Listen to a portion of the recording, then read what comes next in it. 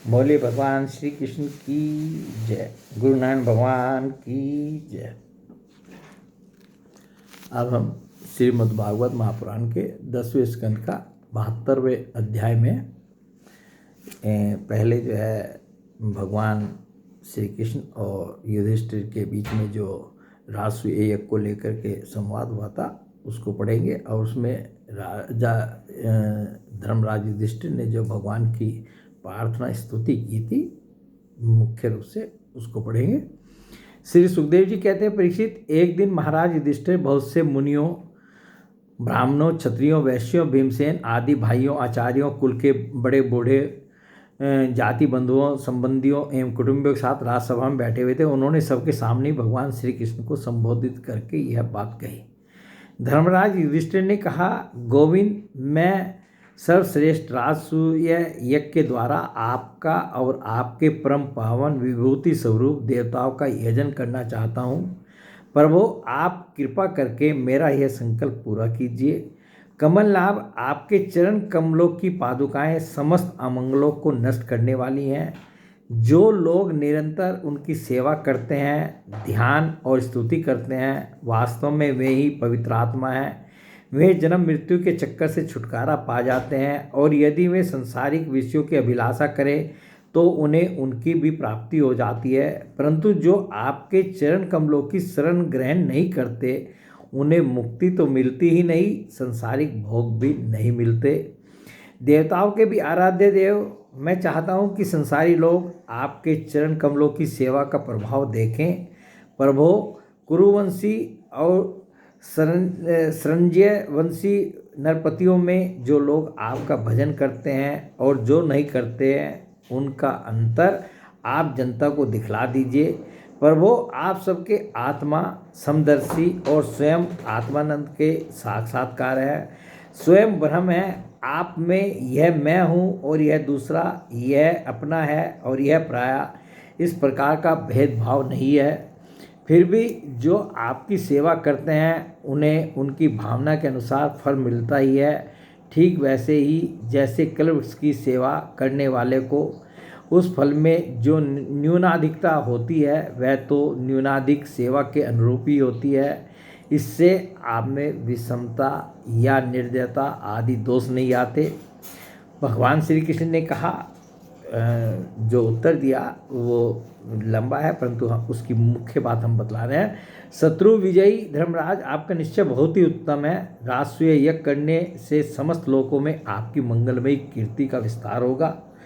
और आगे कह रहे हैं, आप लोगों ने अपने सद्गुणों से मुझे अपने वश में कर लिया है। जिन लोगों ने अपनी इंद्रियों और मन को वश में नहीं किया है वे मुझे अपने वश में नहीं कर सकते। संसार में कोई बड़े से बड़ा देवता भी तेज, यश, लक्ष्मी, सौंदर्य और ऐश्वर्य आदि के द्वारा मेरे भक्त का तिरस्कार नहीं कर सकता। फिर कोई राजा उसका तिरस्कार कर दे, इसकी तो संभावना ही क्या है। और भगवान श्री कृष्ण ने उनके राजसूय यज्ञ करने का अनुमोदन किया। परंतु जब राजा युधिष्ठिर को पता लगा कि जरासंध जो है अभी जीता नहीं गया है, तो जब तक जरासंध को नहीं जीता जाता तब तक जो है ये राजसूय यज्ञ हो नहीं सकता। तो भगवान श्री कृष्ण ने जो है उनको उपाय बताया, जो उद्धव जी ने से परामर्श करके उन्होंने पूछा था। उद्धव जी ने जो बताया था कि जरासंध का वध किस प्रकार हो सकता है, उसके लिए भगवान श्री कृष्ण, अर्जुन और भीमसेन जो है ब्राह्मण के वेश के रूप में जो है जरासंध के पास गए थे भिक्षा मांगने के लिए। और उन्होंने भिक्षा में ये द्वंद्व युद्ध ही मांगा था। तो जरासंध ने जो है भीमसेन को चुना कि मेरा इसके साथ जो है युद्ध हो सकता है। भगवान श्री कृष्ण न तुम्हारे में, तुम तो मेरे से डर के भाग गए थे, और अर्जुन ये भी कोई महारथी नहीं है। हाँ, भीमसेन है बलवान, इसके साथ मैं युद्ध कर सकता हूँ। और भगवान की प्रेरणा से भगवान और युद्ध बड़ा 28 दिन तक वो युद्ध चला था। तो और जब भीमसेन उसको मार नहीं पा रहे थे, भगवान ने उसका उपाय भी बताया। एक तिनके को लेकर के चीर करके दिखा दिया, तो ही भीमसेन ने जो है उसकी दोनों टांगों को बीच से चीर करके उसका वध कर दिया था। अब जब जरासंध का वध हो गया तो जो उसने बंदी राजा बनाए हुए थे, तो उन राजाओं को जीतकर जो है कैद कर रखा था, वो जो है भगवान जो है वहाँ आ जाते हैं। श्री सुखदेव जी कहते हैं, ये 73वें अध्याय में है, परीक्षित, जरासंध ने अनायासी 20,800 राजाओं को जीतकर पहाड़ों की घाटी में एक किले के भीतर कैद कर रखा था। भगवान श्री कृष्ण के छोड़ देने पर जब वे वहाँ से निकले तब उनके शरीर और वस्त्र मैले हो रहे थे, वे भूख से दुर्बल हो रहे थे, उनके मुंह सूख गए थे। जेल में बंद रहने के कारण उनके शरीर का एक एक अंग ढीला पड़ गया था। वहाँ से निकलते ही उन नरपतियों ने देखा कि सामने भगवान श्री कृष्ण खड़े हैं। वर्षाकालीन मेघ के समान उनका सांवला सलोना शरीर है और उस पर पीले रंग का रेशमी वस्त्र फहरा रहा है। ये दर्शन कर रहे हैं, जो 20,000 कैदी राजा थे वो भगवान का दर्शन कर रहे हैं जब भगवान उनके सामने पड़े। 4 भुजाएं हैं जिनमें गदा, शंख, चक्र और कमल सुशोभित है। वक्षस्थल पर सुनहली रेखा श्रीवत्स का चिन्ह है और कमल के भीतरी भाग के समान कोमल रत्नारे नेत्र हैं। सुंदर वदन प्रसन्नता का सदन है। कानों में मकराकृत कुंडल झिलमिला रहे हैं। सुंदर मुकुट, मोतियों का हार, कड़े, करधनी और बाजूबंद अपने अपने स्थान पर शोभा पा रहे हैं। गले में कौस्तुभमणि जगमगा रही है और वनमाला लटक रही है।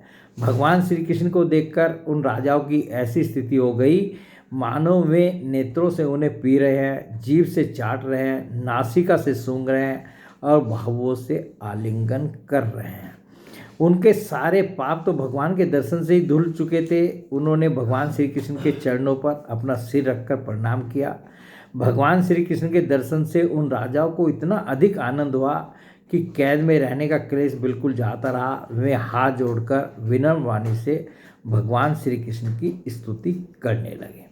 तो जो उन राजाओं ने स्तुति की थी वो उस स्तुति को हम पढ़ रहे हैं। राजाओं ने कहा, शरणागतों के सारे दुख और भय हर लेने वाले देव देवेश्वर सच्चिदानंद स्वरूप अविनाशी श्री कृष्ण, हम आपको नमस्कार करते हैं। आपने जरासंध के कारागार से तो हमें छुड़ा ही दिया, अब इस जन्म मृत्यु रूप घोर संसार चक्र से भी छुड़ा दीजिए, क्योंकि हम संसार में दुख का कटु अनुभव करके उससे ऊब गए हैं और आपकी शरण में आए हैं। प्रभु, अब आप हमारी रक्षा कीजिए। मधुसूदन हमारे स्वामी, हम मगधराज जरासंध का कोई दोष नहीं देखते।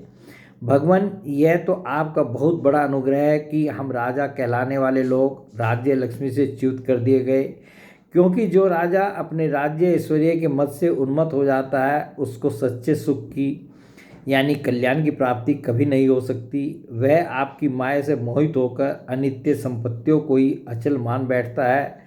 जैसे मूर्ख लोग मृग तृष्णा के जल को ही जलाशय मान लेते हैं, वैसे ही इंद्रिय लोलुप और अज्ञानी पुरुष भी इस परिवर्तनशील माया को सत्य वस्तु मान लेते हैं। भगवान, पहले हम लोग धन संपत्ति के नशे में चूर होकर अंधे हो रहे थे। इस पृथ्वी को जीत लेने के लिए एक दूसरे की होड़ करते थे और अपनी ही प्रजा का नाश करते रहते थे। सचमुच हमारा जीवन अत्यंत क्रूरता से भरा हुआ था और हम लोग इतने अधिक मतवाले हो रहे थे कि आप मृत्यु रूप से हमारे सामने खड़े हैं, इस बात को भी हम तनिक परवाह नहीं करते थे। सच्चिदानंद स्वरूप श्री कृष्ण, काल की गति बड़ी गहन है, वह इतना बलवान है कि किसी के टाले टलता नहीं। क्यों न हो, वह आपका शरीर ही तो है। अब उसने हम लोगों को श्रीहीन निर्धन कर दिया है। आपकी अहैतुक अनुकंपा से हमारा घमंड चूर चूर हो गया। अब हम आपके चरण कमलों का स्मरण करते हैं। विभो, यह शरीर दिनों दिन क्षीण होता जा रहा है, रोगों की तो यह जन्मभूमि ही है। अब हमें इस शरीर से भोगे जाने वाले राज्य की अभिलाषा नहीं है, क्योंकि हम समझ गए हैं वह मृग तृष्णा के जल के समान सर्वथा मिथ्या है। यही नहीं, हमें कर्म के फल स्वर्ग आदि लोकों की भी जो मरने के बाद मिलते हैं इच्छा नहीं है, क्योंकि हम जानते हैं कि वे निस्सार हैं, केवल सुनने में ही आकर्षक जान पड़ते हैं। अब हमें कृपा करके आप वह उपाय बतलाइए जिससे आपके चरण कमलों की विस्मृति कभी न हो, सर्वदा स्मृति बनी रहे। चाहे हमें संसार की किसी भी योनि में जन्म क्यों न लेना पड़े। प्रणाम करने वालों के क्लेश का नाश करने वाले श्री कृष्ण वासुदेव हरि परमात्मा एवं गोविंद के प्रति हमारा बार बार नमस्कार है। इस वाक्य को हम फिर पढ़ रहे हैं। जो केवल भगवान को सिर्फ प्रणाम ही करते हैं उनके लिए ये वाक्य है। प्रणाम करने वालों के क्लेश का नाश करने वाले श्री कृष्ण वासुदेव हरि परमात्मा एवं गोविंद के प्रति हमारा बार बार नमस्कार है। तो इस प्रकार जो है उन्होंने ये स्तुति की। और तो स्तुति जब की तो भगवान को ने जो उत्तर दिया उसको भी हम पढ़ते हैं। परीक्षित कारागार से मुक्त राजाओं ने जब इस प्रकार करुणा वरुणाल्य भगवान श्री कृष्ण की स्तुति की तब शरणागत रक्षक प्रभु ने बड़ी मधुर वाणी से उनसे कहा।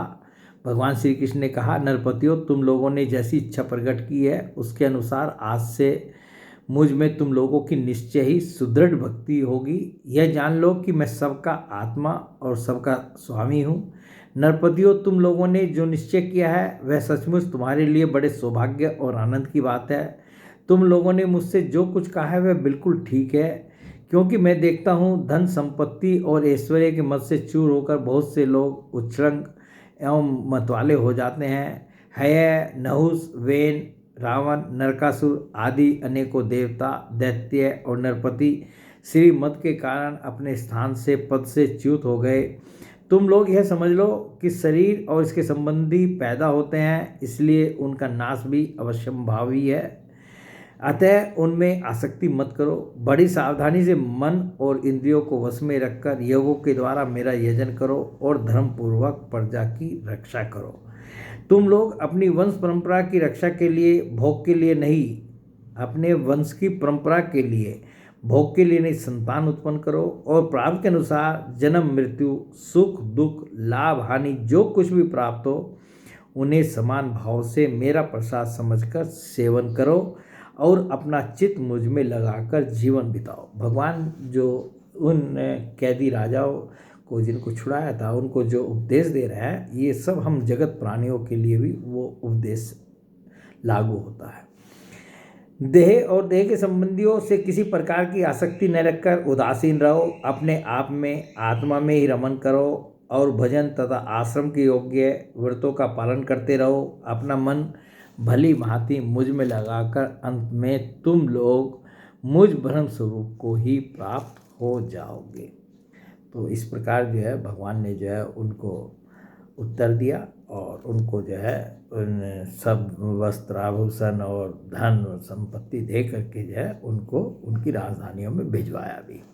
बोले भगवान श्री कृष्ण की जय। गुरु नारायण भगवान की जय।